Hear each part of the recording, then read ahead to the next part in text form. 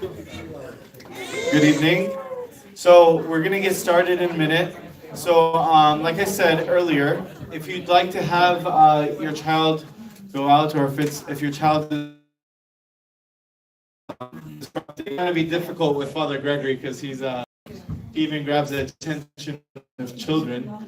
The main office will be open over there, and the session will be playing there as well, so you can even follow along. But we can have someone there watching your child if you need to.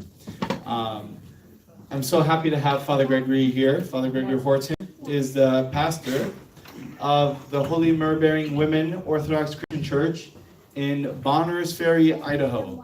It's very far north, on the very northern tip of Idaho, right before the Canadian border. I had the joy of driving between Bonners Ferry into Canada. I don't remember what city it was. What was it? Cranbrook, Canada, dodging elk as he was driving 80 miles an hour in the middle of the night. Why do you tell every story? Sorry, that was a public confession, wasn't it?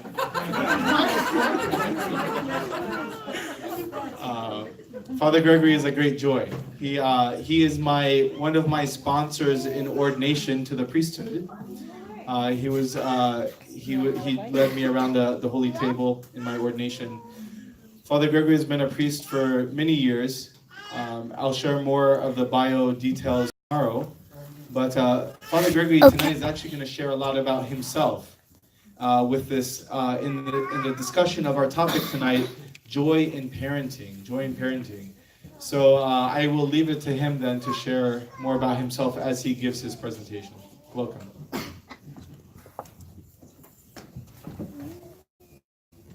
Okay, so I don't know. Father John said, all my parents have so much joy in their parenting. I don't know what's left to say. Such a joy.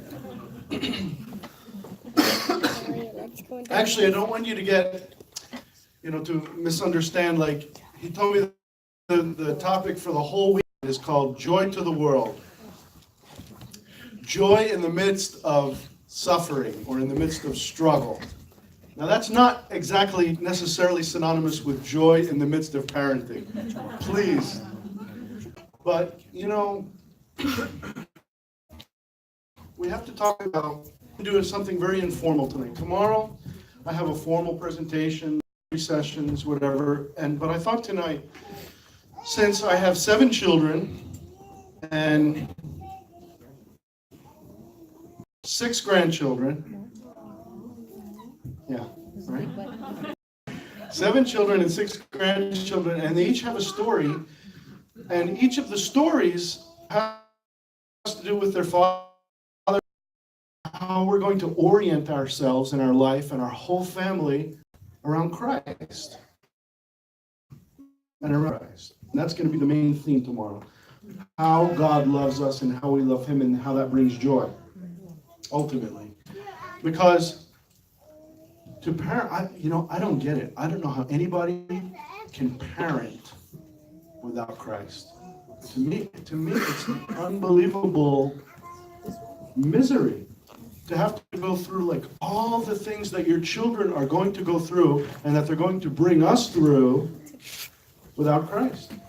Christ heals it all. Christ gives us joy in the midst of it all. And when you hear some of my stories, you'll say, man, I'm so glad you had Christ. Otherwise, Father Gregory, you'd be dead by now, or in the nut house. So, let's see. Now, Father John's doing a live feed, and I'll turn it off. My poor kids. No. You tell me. I'll tell you if we get to Okay. any. My poor kids, they say, oh, Dad, we are like fodder for your stories all the time. But you know what? It's my life. And we're not monks. Most of us here, right, are monastics. We're fathers and mothers and grandfathers and grandmothers. And we have children that we're raising. And we're not just raising them to make money or to get some lucrative career or to be very successful in this life and then to just eventually die. We're not raising them for that. We're raising them unto the kingdom. We're raising them for Christ, right? We've been given them for Christ, by Christ and for Christ. So, it's exciting. In fact, it's joyful. No matter what. No matter what happens, it's joyful. But we have to talk a little bit about that double meaning of joy. Joy is not happiness. Do you know the difference? Joy is what we call an energy of God. Joy is literally every time you participate in something authentically joyful, you are participating in God. This is our teaching. This is our Orthodox way. If I'm happy, oftentimes it comes from some kind of an outer stimulation. I don't know. I got a new job promotion. But then, as high as the highs can go with happiness, that's as low as the lows can go with sadness. I got a job promotion. The next week, I lost my job. You see? Like this. And I always tell my people, look at how you're living. You're living like the stock market at its most volatile, up and down and up and down. But with Christ, if you're really trying to transfigure all that, like I'll piggyback on something Father John said in there.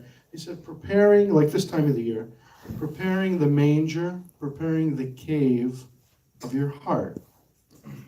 If you're doing that, you won't be doing this. You won't be doing the ups, the high ups and downs, Maybe we'll never be like a straight line, but at least we can reduce those violent fluctuations. And I drove here. My heart was fluttering, driving with Father John, talking about 80 miles an hour. In my county, it's in the whole county. So what do you think? But even with that, if you have Christ, and that requires really trust, taking on Christ into our hearts and taking the love of Christ into our hearts, and no matter what. And it's not easy. Believe me, I've been a priest 30 years. I've seen many people struggling with many issues, and they always tell me, like, Father, I know the words sound great, but it's hard. It's hard. I'm facing this right now. And it's like one of these highs or one of these lows, and look, you can focus on that, or you can focus on Christ. It changed my life, even after many years as an Orthodox Christian.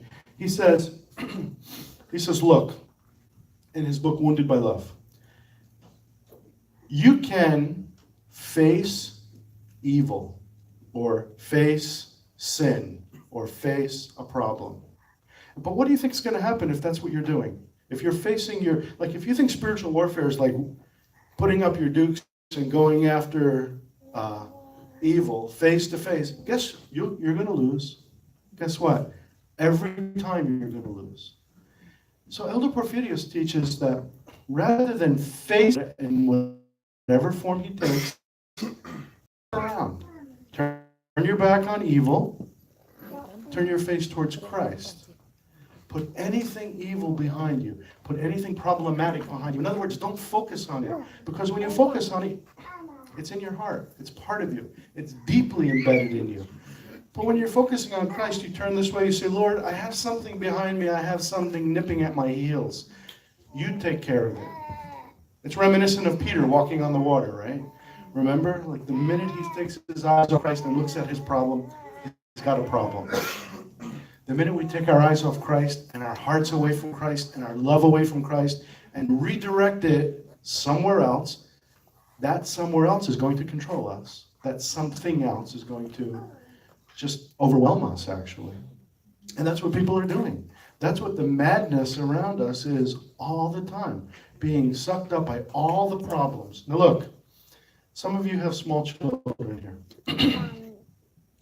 They're going to have problems.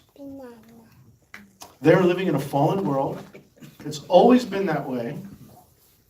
But the way you teach them to either pass through their problems facing Christ or pass through their problems facing their own, ego, personality, whatever, That's going to make all the difference in their life, and the manifestations of that are going to be profound, one way or the other. So now maybe some stories, because we thought we were good parents. Just imagine. So let me think. Tatiana was born. Our first is Tatiana, and she goes to Father George's parish, by the way, in Idaho, in Pullman. And she's an amazing young woman. So Tatiana, our firstborn, we experimented with her with everything. Our firstborn, like everything, and every wound we cared. And then by the time we had the seventh, we hardly noticed her. So with Tatiana, like with school, I mean, isn't it insane trying to figure out what we're going to do with school this year? Are we going to homeschool? Are we going to send them to the Catholic school? Are we going to send them do you have an Orthodox school in the area? I mean, every year was something new for Tati. We sent her to a Montessori school when she was like this big, kindergarten, until she came home one day and said, oh, the teacher was sprinkling magic fairy dust in our hair and teaching us how to focus and freeze. And I said, what? Yeah, a little. Then when she starts explaining to it, it's scary, the things we subject our children to, And she was our big experiment. When our friends, when the circle that we choose, right, is against, let's say, this is our first child. We have no idea what we're doing. We're reading all the books, St. Theophan, and I said, but we did that. That's when she was 2 years old. Now, what happens when she's 15 years old? By the way, 15 for us was like a magic number. My wife, all I have to say is the age 15, and she sinks into a chair, because age 15 was a watershed moment. Whatever they were going to do, they did it at 15, right? So with Tatiana, she was experimenting with some things, and it was the bad company, and then she was starting to kind of drift from us. And what do?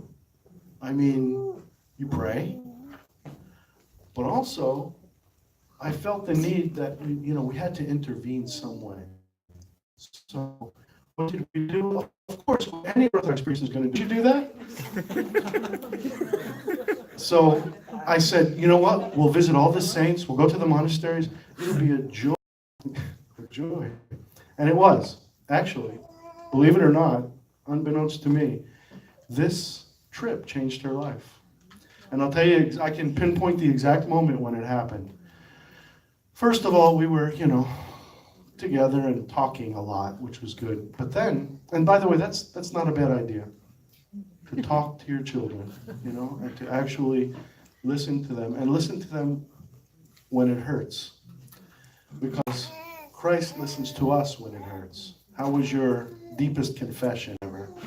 Wasn't that painful? So listen to them sometimes, when they're saying things that we would rather not hear them into their hearts.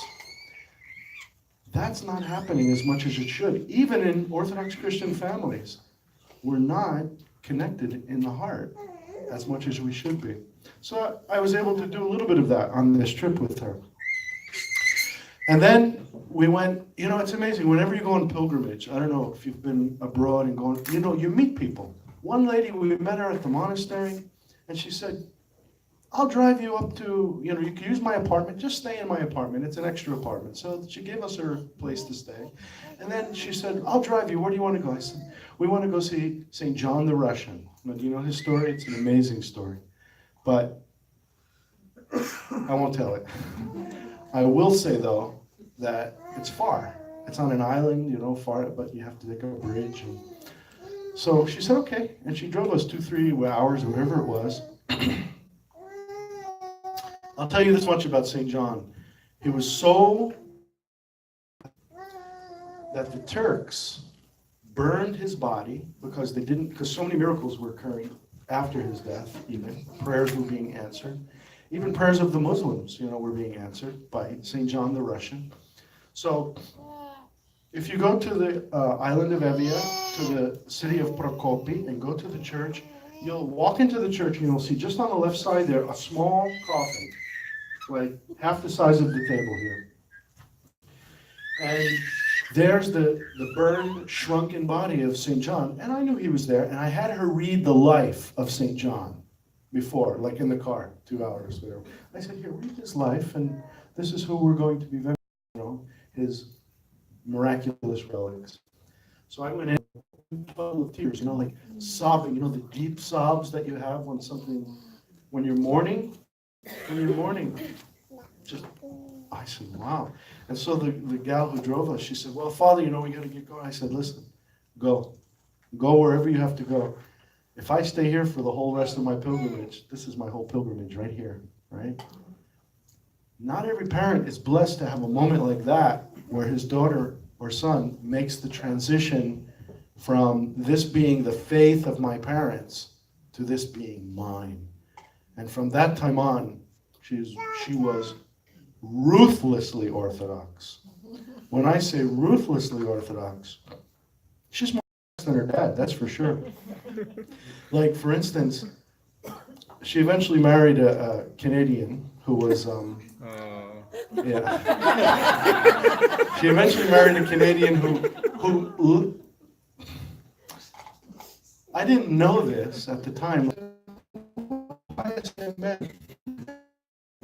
He's the one who, 12, 13, 14, he was always asking me for a blessing, Father, when will you ever bless marry Tatiana? I said, you're 16 years old. I said, can you let her grow a little bit? But the point is, to this story, in the middle of all that, they would have like teenagers do. Teenagers shouldn't date, by the way, that's another. But when they do, they have these violent breakups and crazy emotions. And I think she broke up with him like 5 times. And in the meantime, she would always try to date these other guys, non-Orthodox guys. And when I say ruthlessly Orthodox, these guys didn't stand a chance. One time, she took them to the movie. They went to the movies, first date. And off they go. 20 minutes later, they come home. 20 minutes later, I said, everything okay, dear? What's happening? She was like all ruffled up and like trembling. And I said, did anything bad happen? I mean, no violence. What's happening? And she said, no. I asked him if he would ever consider becoming Orthodox. And he said, sure, maybe. What's that? She said, take me home. I said, my dear, maybe you could wait for the second date, to do that. Just enjoy yourself. Because I thought they were making the movies a lot shorter, 20 minutes. So, but it changed her life. And she became like so solid and amazing. An amazing mother and an amazing wife. So that's 1 out of 7, right? Now, that was one of the other ones, to tell you the truth. So, let me just backtrack a little bit. What do? I mean, you draw on the strength and the wisdom of the church. You draw on counsel. What do priests do when their children are struggling? You call other priests. Well, what did you do when your daughter did this? What did you do when your son did this? We're talking all the time to each other about that. And utilizing the lives of the saints. And sometimes physically going to touch the saints themselves and going to the holy places for healing. I mean, don't we go for healing of physical ailments? Don't we go for healing of demons and all the rest of it? Why can't we go for the healing of the way our children are struggling with what the enemy's throwing against them? Because it's literally a warfare. It's a huge attack. So the next, my son, my wife knew that we were going to have a problem because Maximus is his name, Max in the womb was scratching her uterus like this. I never heard of such. Did you ever hear that before? It's the first and the last time I never heard that. And he's so unique. And he always has been like scratching, even after he came out. So we actually went to visit an elder for confession one time. She went to visit an elder because he was really troubled as a young man. I mean, 2 years old. And so the elder, who had some special gifts, he said, this one is very special and needs so much prayer. Right from now. It changed everything. Just that. This one is very special. Needs a lot of prayer. And so now he's 30 years old, I have that voice in my head. This one's very special. He needs a lot of prayer. I'll tell you a couple of things that happened. My poor son. So he, normal stuff for this world, 17, 18, 19. He gets into trouble drinking, and so then he went off to the Air Force. But before he went to the Air Force, this was very interesting. I took him, of course, he's struggling with things. What will I do? I can't take him to Greece. I took Tatiana to Greece. I'll take him to Romania. So I started this little tradition of rites of passage trips for them, And it brought them joy too. They loved it, But when we were in Romania, we went to visit the most famous elder there, who was still alive at the time, Elder Justin Parvu, at the monastery of Petrovoda. And I tell you, this place is in the middle of nowhere. It's like mud roads going there and just unbelievable. And yet, 10:30 at night, we're waiting to see the elder, and a great big tour bus, like a modern tour bus that you would see on the streets of Los Angeles, comes riding in over the mud. All these people filing out to have confession with this elder in the middle of nowhere, in the middle of the night. So this is what's happening in the traditional Orthodox world out there. So finally, they came to grab us and say, okay, he's ready. He'll see you now. Come. So we went in there, and he was so joyful. Talk about joy. Joy is the center. Love of Christ leading to joy is the center of our spirituality. No question. He poured us big glasses of wine, and my son was like, whoa, this is a great experience, Dad. I'm seeing an elder. With a big glass of wine, and our interpreter, who eventually became a priest too, a dear friend. So then he's talking about the future. He's talking about like what Max wants to do with his life. And Max says, I'm going to join the Air Force. And the elder looks and he says something very cryptic at that moment. He says, better to join the Air Force of Heaven. Just like that. Better to join the Air Force of Heaven. Now, before that, there were two young monks who came into our room, and they brought a great big watermelon and they smashed it on the floor. I guess they don't have knives at that monastery. And then we were all eating watermelon like 10:30 at night like this. And both of them were laughing, and they said, Max, and it was being interpreted to us, Max, please come join us. Be one of us. We do all the work, and we have all the fun here. And he was like, his eyes got big. He said, no, I don't want to stay here. I don't want to stay in Romania in a monastery where there's no lights or anything. So the next time, Elder Justin said, better to join the Air Force of Heaven. And I said later on, do you realize what he was talking about, Max? It was I said, but I was going to abandon him. I said, okay, that's right. In fact, he got in the wrong line leaving the country, and I was going in one, like, how they search your bags, like x-rays, and he was going in the other. He said, from where? 18. Anyway, so here it is, my dears. He joined the Air Force. He got through basic, he did all of that, and then in his job he ran into some struggles, and he got caught. I think it was heroin. He wasn't addicted, thank God. He never got physically addicted, but he was struggling with all of the preliminaries of it. So I had to fly out to the East Coast for his hearing. Not his court martial. He pleaded guilty. And so, what do you do as a father? And I'm sitting there testifying, And there's all these fathers and grandfathers, right? A full bird colonel and captains and all.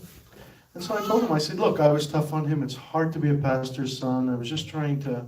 And so I'm seeing tears running down the eyes of these officers of the United States military, you know? I said, oh, you guys know exactly what I'm talking about, you know? So anyway, they gave him a light sentence, but one of his defense captain said, you know, there were another testimony and then the testimony of the father, he said, influenced that jury. You know, influence those officers because they're, you know, in prison easily. So he got out. He's doing now. He never got married, but he's selling solar systems. You know, solar panels. You know, that guy. He could sell the spots off a leopard if he. So okay, he got through that big hurdle of his life, and now he loves Christ. He goes to church, he calls me up and says, Dad, do you think I should choose this one or this one for my spiritual father? You know, like, so he's serious, you know. And so before I ever react to anything he ever says to me anymore, I remember that. And now we find ourselves just laughing with each other all the time. We have joy. We have Christ. We live and I know he lives for Christ. And it brings joy. It brings a great joy, even in the midst of all the memories of sadness and all what could have been and blah, blah, blah, whatever. All of those earthly cares that parents sometimes, in my opinion, cling to too much. You know, like all of our holy standards that we have. Sometimes we need to sacrifice those on the altar of holiness, on the altar of the cross, which is, what if that's not for my son? What if that's not the will of God for my son? What if I'm pushing too hard, etc.? So with him, I learned that lesson, right? With each of the kids, you learn a new lesson about yourself. My wife and I sit and we talk and we go through each of the kids and say, okay, through all of our bad traits and see which ones got which ones, and do you think we can find any good traits this time that they got? No, it's amazing what we give our kids. You know, before you start talking about joy in the face of parenting, right? Just realize what we've done to our children already by giving them our genes in this fallen world and then expecting it all to be right. What? I know who I am. I know my passions. My wife knows who she is. She knows her passions. We're fighting those passions together. We've joined the Orthodox Church like 1,000,000 years ago because we knew it was a lifesaver. And now we're expecting our children to be perfect after giving them that. No, so we baptize them, so we find good confessors for them, so we give them the holy mysteries. Holy Communion is essential every time it's offered. If there's something between you and Holy Communion ever, you confess that. You get it out, you know? I learned this 1,000,000 times, even with my own kids. Confess to your children if you harm them, you know, if you say the wrong thing to them. It's an amazing teaching tool. If you would like your children to learn how to be humble, how to confess their sins, how to be authentic people, you have to do it. Say, look, I messed up with you. Forgive me. I kiss his hand even. Why not? Right? These young people, they'll remember those things.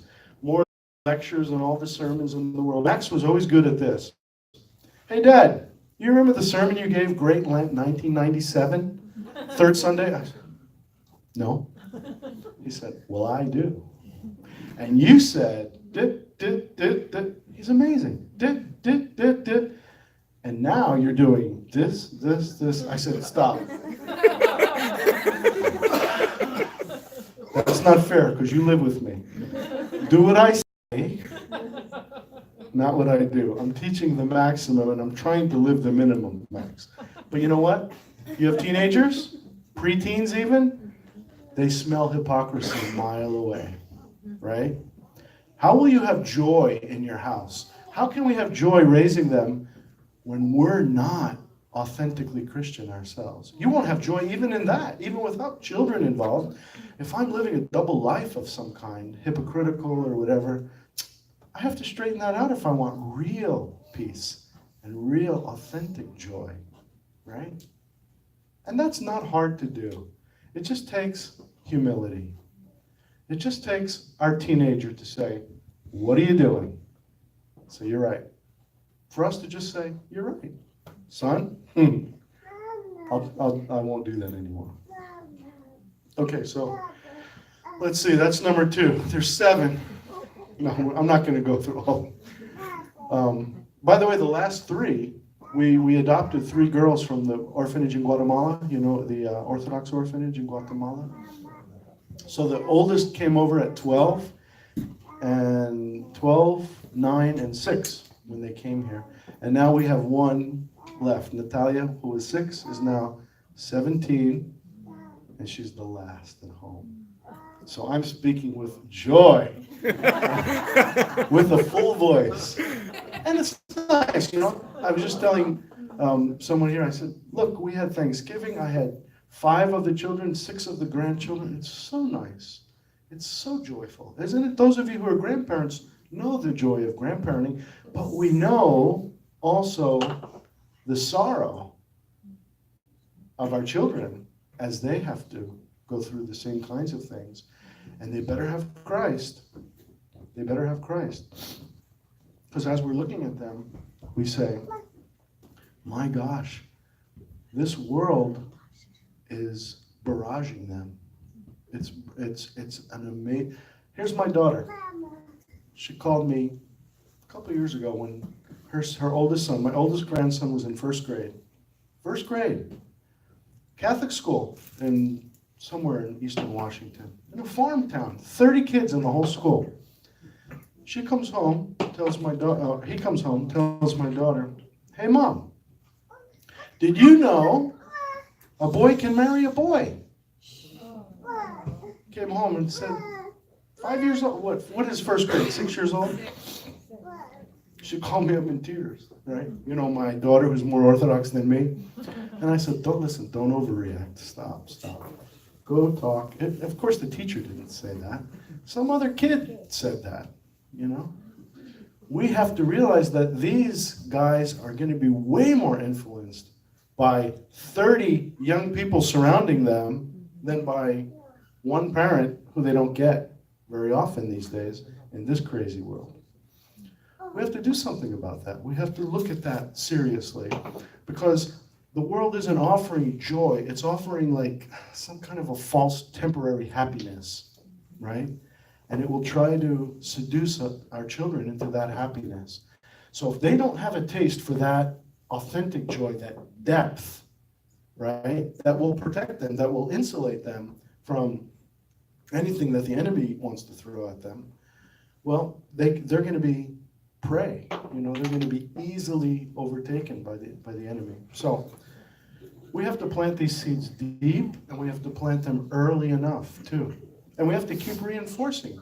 But we have to do it with joy. They have to see that we're in love with Christ. They have to see us praying. They have to see us confessing our sins. They have to see us going to Holy Communion. And they'll do it. Do you think like a small child, when they see the mother and the father in front of the icons praying like this, that's not going to touch them deeply? That's not going to influence them more than anything? It's very awesome. I was telling Father John today, I just buried a 76-year-old woman, God rest her soul. She just came into the church 4 years ago. She found the Orthodox Church at 72 in Bonners Ferry, Idaho. Like, she lived no family, no nothing, no children. She just lived by herself, right? But when she was dying, like on her deathbed, like going in and out of reality, that was like a 3-day ordeal. But she was remembering her grandfather, her German grandfather, and tears were coming, and she was saying, my German grandfather who prayed on his knees every day, and I would hear my name. I didn't speak German, she said, but I would hear my name, right? In the midst of all of those words, and I would listen. She was like small at that time. That's what she remembered on her deathbed. that image. And she was always begging to be anointed with holy oil, begging to receive the holy mysteries, you know. And she wasn't Orthodox her whole life. 4 years of her life in her 70s. That's profound. Yeah, it reminds me. I shared once with the parish that there was a woman I know works with at the seminary, Holy Cross Seminary, and she receives a lot of the applicants from on almost most of the applications. Most of the applications on the question of what influenced their life the most. So many of them had their grandparents or the parents and how they would pray. They share. People would say, you know, they maybe didn't take it seriously, but they always remembered how their grandparents or their parents would pray at home, and that touched them. And by the way, they're also remembering the grandparents or the parents who did not pray. Either way, they're remembering.